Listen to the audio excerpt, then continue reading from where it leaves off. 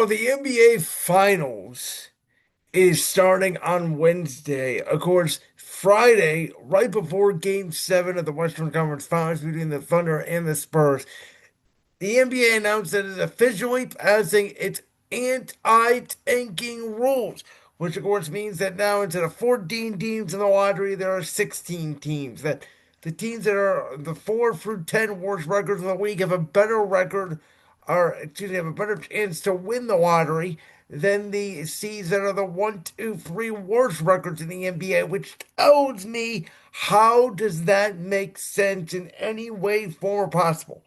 In what sport should the worst team in the league not have a chance to get the best player coming out of next year's draft class to get better?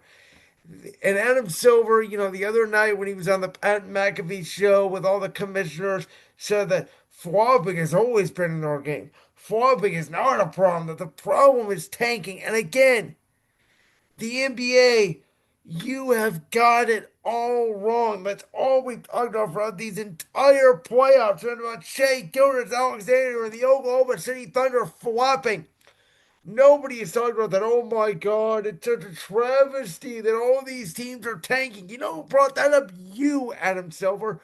Because for some reason you don't like dynasties. And now there's a rule that prohibits teams from getting a top five draft pick 3 years in a row. Why? This isn't going to incentivize teams to get better. It's going to make teams like the Wizards, the Nets, the Kings even more difficult to get better because the more cracks you get at the apple, the better off you're going to be, which is why I always thought the lottery was a dumb idea in the first place. The NFL is the only sport where the lottery doesn't happen. And guess what? Yes, the Jets may be a dumpster fire. The Browns may be a dumpster fire. But you know what? 2 out of the last 4 years, the Cleveland freaking Browns have made the playoffs. The Jets have not made the playoffs since 2010. I understand that, but they had a chance a couple times. They had some pretty good teams. If they get a quarterback, I guarantee you they'll be right up there. Look at the Miami Dolphins and Mike McDaniel. They were a disaster. They won 10 games. They made the playoffs twice.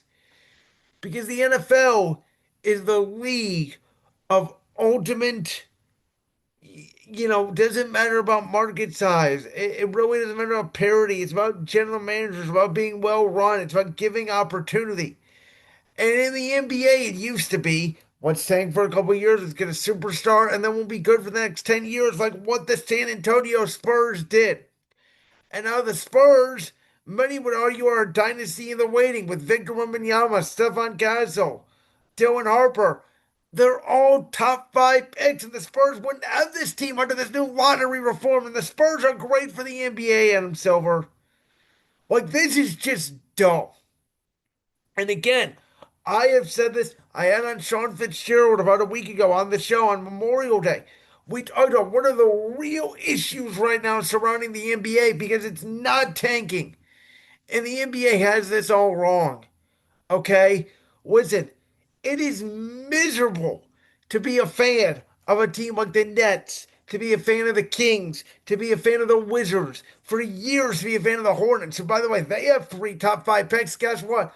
LaMelo Ball, Con Knipple, Brandon Miller. Yeah, they wouldn't be together under this new lottery reform. The Hornets are one of the most fun teams in the league this year. And now, guess what?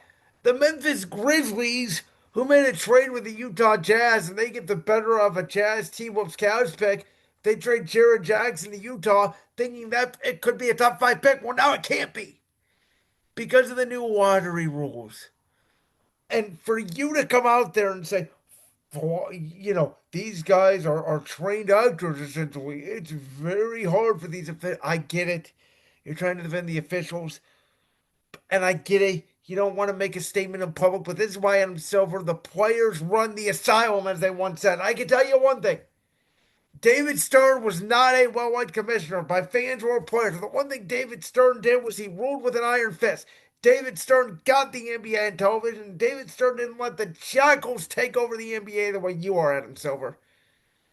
People like me that have podcasts are saying that baseball, which is really, if you think about it, for the most part, a regional sport.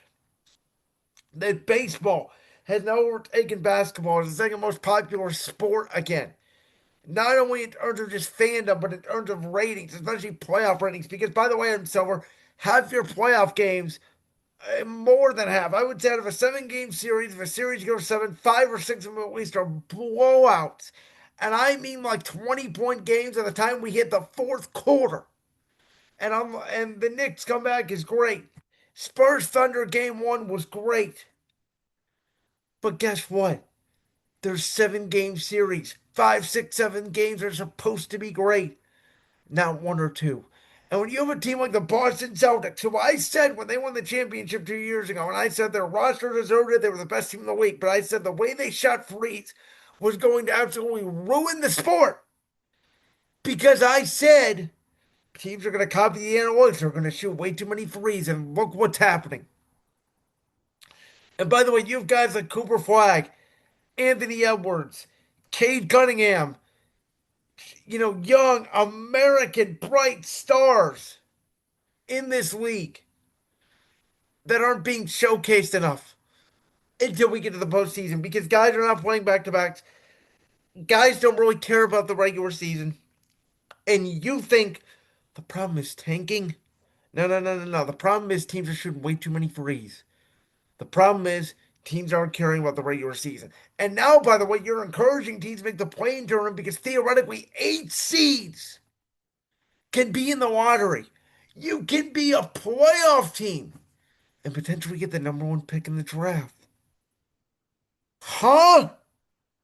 So what is the reward here? I don't understand this. It's blowing my freaking mind. The NBA once again is tone deaf. I've been saying it over and over and over again for the past few months. How many podcasts I have to do this same exact topic? That the NBA is broken. Fans don't care. Spurs Thunder game 7, great game, great hype, sure. We're talking about basketball in May when football is not on. I'd rather watch, and America would rather watch, a Jets Browns primetime game on Netflix than watch a Thunder Spurs game on broadcast television. And that's the truth. And let's be honest, that's a problem. I implore you, Adam Silver, please bring back the physicality in the NBA. Please make the playoff officiating like the regular season officiating. Please do something about the 3 point mess that this sport has turned into. And this tanking idea that you have, I'm telling you right now, it's going to end up being a complete disaster. If I'm wrong in a couple years, I'll own it, but I bet they're going to change this rule in a few years because nobody's going to like this. And the NBA has made their own bed, just like baseball made their own bed with a decade. Baseball made radical rule changes and it worked. The NBA now must do the same. Like that clip from the Friends World podcast? If so, make sure you go down there and hit that subscribe button. While you're down there hitting the subscribe button, make sure to also hit the notification bell so you never miss another upload. And make sure you check out all the other clips from the Friends World podcast right here on YouTube.